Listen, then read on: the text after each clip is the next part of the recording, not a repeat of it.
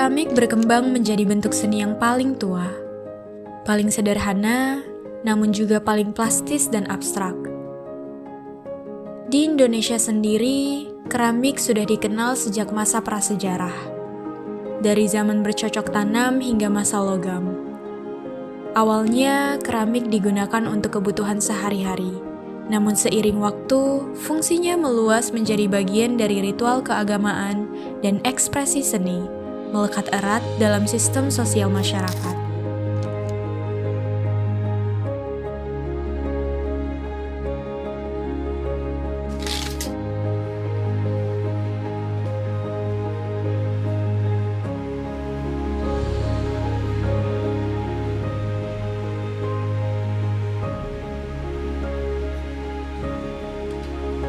Dari tanah, seni itu lahir. Pernah dipuja, dijaga, dan diwariskan. Tapi, bagaimana perjalanan itu bermula?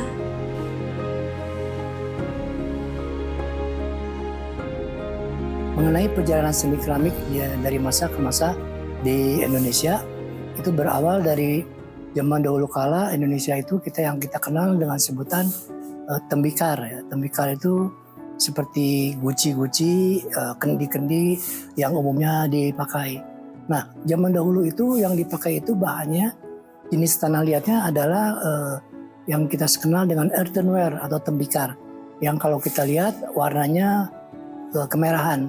Nah, menjelang ke tahun-tahun sekarang ini, orang udah mulai meninggalkan yang namanya earthenware tersebut dan banyak menggunakan bahan-bahan yang lebih maju sesuai dengan perkembangan zaman, yaitu seperti stoneware atau porselen gitu.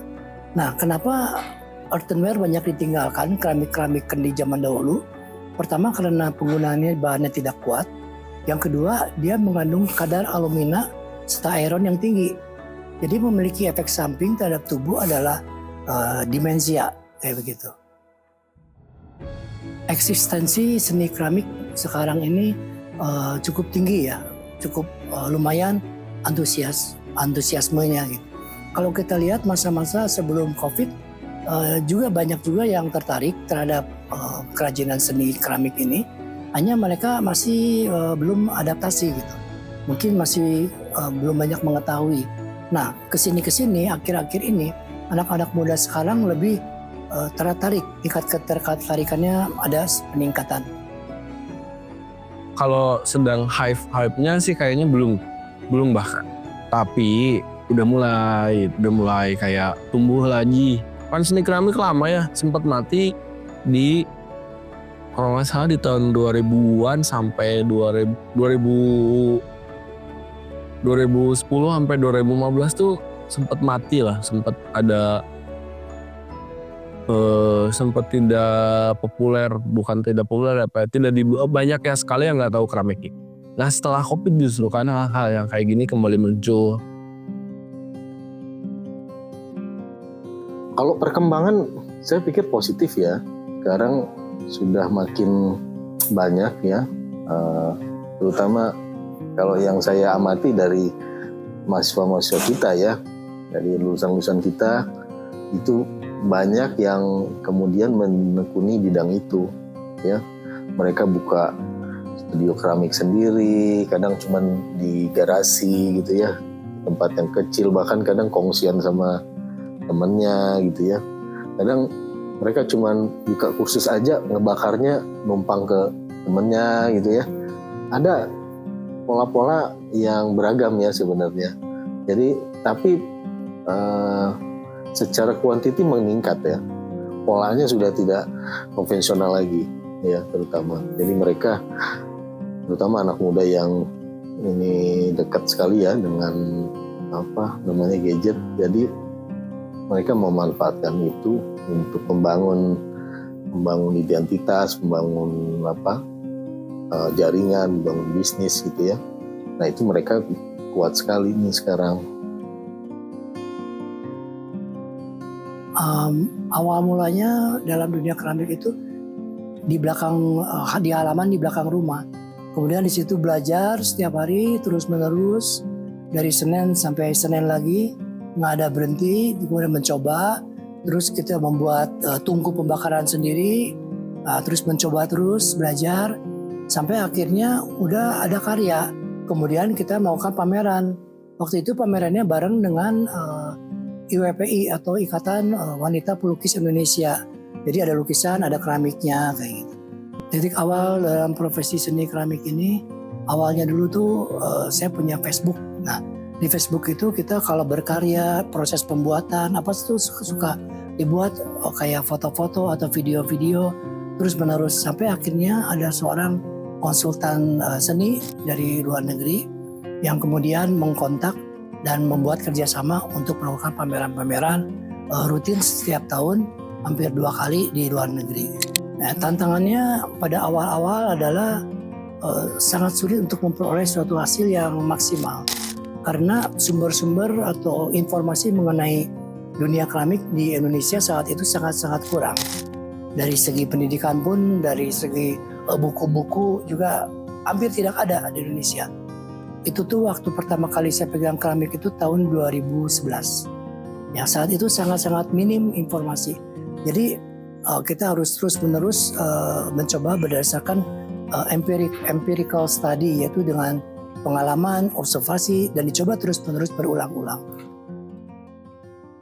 Di tengah arus zaman yang terus bergerak, ada sosok-sosok yang memilih untuk tetap menghidupkan nilai dari tangan dan tanah. Tapi, bagaimana dengan mereka yang baru memulai langkah? Awalnya sih memang, aku kan dari latar belakangnya dari sastra ya. Dari sastra Indonesia. Nggak ada kaitannya sama sekali sama seni kriya. Tapi deket lah ya sama seni. Akses pengetahuan jelas kurang ya. Akses pengetahuan, akses atas informasi, akses atas guru itu jelas kurang. Cuman ya balik lagi sekarang kan zamannya udah berubah ya. Kita bisa berselancar di internet untuk mencari hal-hal yang kita nggak tahu gitu. Aku penyuka seni apapun itu, mau lukisan, mau kriya keramik, kriya kayu dan sebagainya.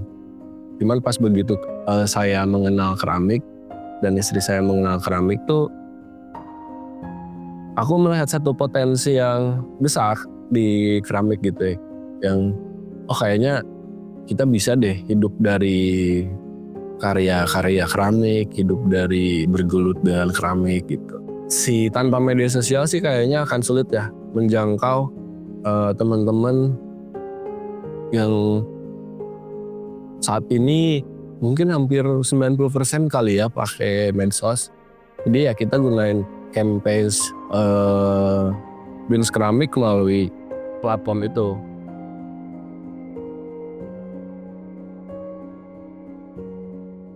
Bagi generasi muda ya, yang bisa membuat mereka tertarik adalah keramik itu salah satu media untuk ekspresi. Jadi pertama bagi anak muda adalah yang menarik, dia bisa meluapkan emosi, ya ekspresi yang sangat bebas.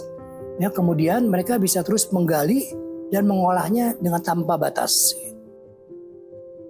Selain satisfying ya bikinnya gitu ya. Jadi sarana ini juga kan healing, jadi sarana salah satu cara mengatasi traumatis seperti jatuh cinta yang gagal, seperti putus cinta, atau bahkan seperti hal-hal yang traumatis seperti itu tuh bisa juga ternyata kita jadi salah satu part of healing session lah. Perbedaan sangat besar antara generasi sekarang dengan generasi yang sebelumnya. Waktu saya mengadakan kelas pada tahun 2016, 2015, 16, 17, murid-murid itu semua itu gigih, persisten sekali, dan sangat-sangat rajin. Kemudian mereka tidak mengharapkan hasil yang instan. Jadi jenis kelas yang diadakan pada waktu itu 5 kali pertemuan, satu pertemuan 2 jam. Mereka belajar step by step, tahap demi tahap. Karena memang dalam dunia keramik itu prosesnya panjang dan harus dipelajari dari tahap ke tahap. Sangat berbeda dengan anak muda zaman sekarang. Mereka maunya instan, maunya datang sekali 1 jam 2 jam udah harus bisa kayak gitu. Jadi sangat berbeda sekali. Nah, yang jadi masalah di Indonesia mungkin menurut saya sumber daya ya, bahan baku. Nah, bahan baku ini kita belum berkembang, yang terutama untuk keramik. Ada perkembangan tapi kurang signifikan menurut saya ya. Kenapa? Ya karena saya mengalami mahasiswa saya mau bikin ini nggak ada bahannya, belinya susah segala macam ya. Ya harus ke Thailand, harus ke Singapura, harus ke Jepang, nitip-nitip ya. Apa namanya? Kalau itu istilahnya tuh apa? Just tip gitu ya. Nah, kayak gitu sudah masih mereka lakukan. Artinya bahan baku di kita tuh belum support. Di Indonesia pameran keramik udah jarang, nggak banyak semenjak COVID, udah jarang sekali ya. Kalau di luar negeri itu seperti kita ambil contoh di Amerika, mereka tuh rutin ada pameran rutin di setiap negara bagian, kemudian juga ada pasar mingguan, ada market mingguan gitu untuk seniman-seniman keramik kayak gitu. Jadi sangat berbeda dengan di Indonesia. Mungkin 5-10 tahun lagi di Indonesia mudah-mudahan bisa seperti itu. Eksistensi seni keramik di era sekarang ya selalu lebih relevan gitu. Kita harus pivot dari yang konvensional ke digital. Kalau nggak kayak gitu ya kita mati. Pivot dari yang konvensional ke digital tuh kita nggak bisa kayak strategi marketnya masih kayak gaya lama. Kita harus selalu aware terhadap hal kebaruan itu ya, terutama di medsos. Kita harus mengikuti tren-tren medsos. Ini tren di medsos bergerak kemana nih? Nah kita harus ikutin, itu harus riding the wave tuh. Kalau enggak ya kita mati. Orang-orang nggak akan mungkin kenal kita tanpa medsos gitu. Ya harapan saya lebih banyak lagi seniman keramik yang baru, yang benar-benar otentik dari Indonesia, budaya Indonesia. Jangan yang banyak mengadopsi pengaruh-pengaruh dari luar. Kami berharap potri atau keramik seni bisa menjadi satu media ya untuk media bagi masyarakat membangun identitas personalnya ya, kemudian membangun market mungkin ya, dan ini keramik mungkin bagi saya bisa jadi salah satu opsi ya untuk profesi yang baik di masa depan ya, terutama bagi generasi muda kita.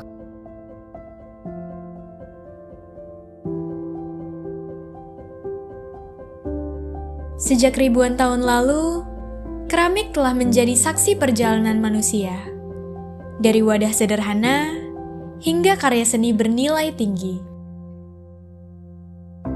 Dan kini, di tangan generasi baru, warisan itu terus dibentuk, dipahat, dan dihidupkan kembali.